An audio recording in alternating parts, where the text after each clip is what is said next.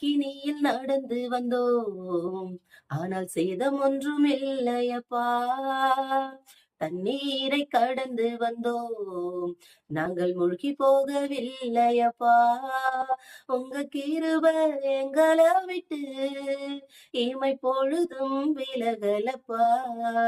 உங்க கிருபை எங்கள விட்டு இமை பொழுதும் விலகலப்பா.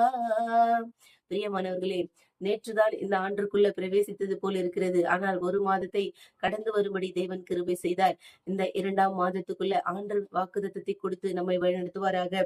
ஏசாயா 43ஆம் அதிகாரம் 2ஆம் வசனம். நீ தண்ணீர்களை கடக்கும்போது நான் உன்னோடு இருப்பேன். நீ ஆறுகளை கடக்கும்போது அவைகள் உன்மேல் பொருளுவதில்லை.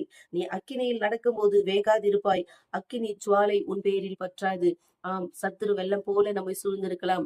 வார்த்தைகள் நெருப்பு போல நம்மளை ஒவ்வொரு நாளும் சுட்டெரிக்கிற வார்த்தைகளாய் இருக்கலாம். எதிரிகள் நம்மை சூழ்ந்திருக்கலாம். ஆனாலும் இந்த மாதத்தில் அவைகள் ஒன்றும் நம்மை சேதப்படுத்துவதில்லை.